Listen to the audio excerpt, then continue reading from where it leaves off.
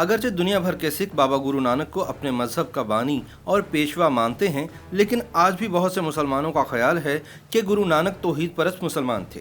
مکہ مکرمہ کی زیارت اور پیغمبر آخر الزماں حضرت محمد مصطفیٰ صلی اللہ علیہ وآلہ وسلم کے بارے میں نانک کی شاعری ان کے مسلمان ہونے کی دلیل ہے۔ تاہم سکھ اور مسلمان مورخین کی اکثریت اس حوالے سے متضاد نقطہ نظر رکھتی ہے۔ سکھ اور مسلم مورخین اس نقطے پر تو متفق ہیں کہ گرو نانک سنگھ اسلام کے فلسفہ توحید سے بے حد متاثر تھے اور ہندو والدین کے ہاں پیدا ہونے کے باوجود بت پرستی سے شدید نفرت کرتے تھے۔ کہا جاتا ہے کہ گرو نانک کو تعلیم دلوانے کا انتظام خود ان کے والد نے کیا اور ہندو ہونے کے باوجود انہیں عربی اور فارسی کی تعلیم کے لیے ایک مسلمان معلم سید حسن کے ہاں بٹھایا۔ چنانچہ بچپن سے ہی گرو نانک اسلامی عقائد سے واقف ہو گئے اور صوفیہ کرام کی تصانیف کا پنجابی میں ترجمہ شروع کر دیا۔ عین شباب میں دنیا و ما فیہا تیاگ کر نانک حق کی تلاش میں نکل پڑے۔ مکہ المکرمہ اور مدینہ المنورہ کے سفر سے واپسی پر گرو نانک نے پیران پیر حضرت شیخ عبد القادر جیلانی رحمۃ اللہ علیہ کی درگاہ پر قیام کیا۔ وہ حضرت بو علی کلندر پانی پتی، حضرت بہاؤالدین زکریا ملتانی اور حضرت مراد علیہ الرحمہ کے مزارات پر چلا کش ہوئے۔ اجمیر شریف میں حضرت خواجہ معین الدین چشتی رحمۃ اللہ علیہ کے مزار پر 40 دن چلا کاٹا۔ بمقام سرسا حضرت شاہ عبد الشکور رحمۃ اللہ علیہ کی خانقاہ پر 40 دن قیام کیا۔ حسن ابدال کی پہاڑی پر حضرت بابا ولی کندھاری کی بیٹھک پر بھی قیام کیا۔ پاک پتن شریف میں حضرت شیخ فرید الدین گنج شکر رحمۃ اللہ علیہ کے مزار پر خلوت نشین ہوئے۔ مورخین کا ماننا ہے کہ گرو نانک سنگھ اسلامی عبادات یعنی نماز، روزہ، زکوٰۃ، حج اور کلمہ طیبہ اور اذان کی حقانیت اور اہمیت سے بخوبی آگاہ تھے۔ اللہ رب العزت کی وحدانیت اور پیغمبر آخر الزماں حضرت محمد مصطفیٰ صلی اللہ علیہ وآلہ وسلم کی رسالت پر کامل ایمان رکھتے تھے۔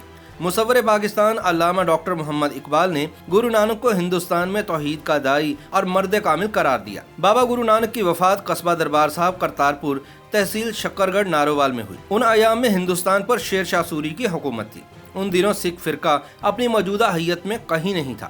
بابا گرو نانک کی وفات کے بعد کرتارپور کے ہندوؤں اور مسلمانوں میں سخت تنازع پیدا ہوا۔ ہندو اس بات کے دعوے دار تھے کہ بابا گرو نانک سنگھ ہندو تھے، اس لیے ان کی ارتھی کو نظر آتش کیا جائے گا۔ مسلمان اس بات کے دعوے دار تھے کہ بابا جی مسلمان تھے اور انہیں کئی بار نماز ادا کرتے بھی دیکھا گیا اور اس کے کئی چشمدید گواہ بھی موجود ہیں، لہٰذا ہم انہیں باقاعدہ نماز جنازہ پڑھ کر قبر میں دفن کریں گے۔ قریب تھا کہ بابا جی کی تدفین کے مسئلے پر ہندو مسلم فسادات برپا ہو جاتے کہ تحصیلدار پرگنا شکرگڑھ نے موقع پر پہنچ کر بیچ بچاؤ کروا دیا۔ اس حوالے سے غیر مستند قصہ مشہور ہے کہ تحصیلدار نے علاقے کے مسلمانوں کی خفیہ میٹنگ بلائی اور کہا کہ تم لوگ آدھی رات کے وقت بابا جی کی میت کو چپکے سے لے جاؤ اور 15-20 چیدہ مسلمان بابا جی کی نماز جنازہ پڑھ کر انہیں خاموشی سے دفن کر دیں۔ تحصیلدار نے تجویز پیش کی کہ صبح کے وقت وہ ایک معطر ریشمی چادر چارپائی پر ڈال دے گا اور شور مچائے گا کہ بابا جی کی میت کو پرماتما نے آکاش پر بلا لیا ہے اور اس کے بدلے میں یہ معطر چادر بھیج دی ہے۔ اس چادر کو 2 ٹکڑے کر کے ہندو اور مسلمان آپس میں بانٹ لیں،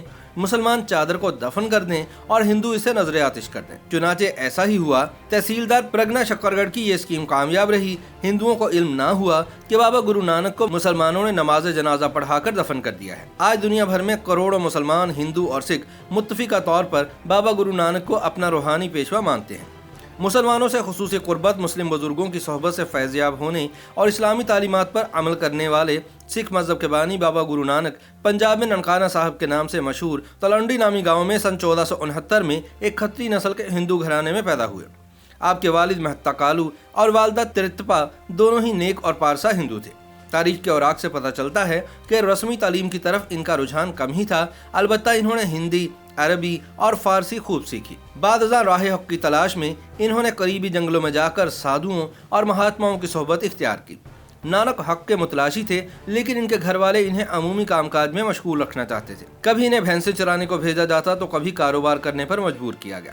آخر کہا گیا کہ کچھ اور نہیں تو کھیتی باڑی ہی کر لو، جس پر نانک نے کہا کہ میں تن کے کھیت میں دل کا ہل چلا کر نیک کام کاج کرنا چاہتا ہوں، اور جب فصل اگے گی تو میرا خاندان ہی کیا پوری دنیا خوشحال ہو جائے گی۔ کہتے ہیں کہ جب نانک کے اعتبار سے ان کے گھر والے مطمئن نہ ہوئے تو آخرکار انہوں نے نانک کی شادی کر دی کہ شاید اسی طرح وہ دنیا داری کی طرف مائل ہو جائیں۔ جب یہ گر بھی کام نہ آیا تو نانک جی کے گھر والوں نے انہیں سلطان پور کے نواب دولت خان کے گودام میں رسد کا حساب کتاب رکھنے پر نوکری دلوا دی۔ یہاں ایک عجب واقعہ پیش آیا۔ مورخین لکھتے ہیں کہ جب نانک رسد تولتے ہوئے 13 کی گنتی تک پہنچتے تو 13 میں 13 کا نعرہ لگاتے ہوئے دم بخود ہو جاتے۔ नानक दिल खोलकर गोदाम का माल गरीबों में बांटने लगे। जब नवाब साहब से शिकायत की गई कि नानक आपका माल लुटा रहा है, तो उन्होंने गोदाम का हिसाब किताब दोबारा लगवाया, लेकिन हैरत अंगेज तौर पर तमाम अजनास पूरी निकले। गुरु नानक ने जब दावत हक़ व तबलीग का सफर खत्म किया तो अपने आखिरी साल नारोवाल के करीब करतारपुर में गुजारे। यहाँ हजारों लोग इनका दीदार करने आते। गुरु नानक ने कई आजमाइशें लेने के बाद अपनी गद्दी भाई लहना सिंह को सौंप दी। इसके बाद इन्होंने अपने ख़ानदान और खादमों को जमा किया और अल्लाह रब्बुल इज़्ज़त की हम्द व सना बयान की। फिर तमाम मजबे ने भी ऐसा ही किया। इतने में बाबा गुरु नानक मुराक़बे में चले गए और 1539 में इनका विसाल हुआ। तारीख बताती है कि पाकिस्तान के ज़िला नारोवाल में करतारपुर ही वह मकाम है जहाँ सिख मज़हब के बानी गुरु नानक ने अपनी ज़िंदगी के आखिरी अयाम बसर किए थे।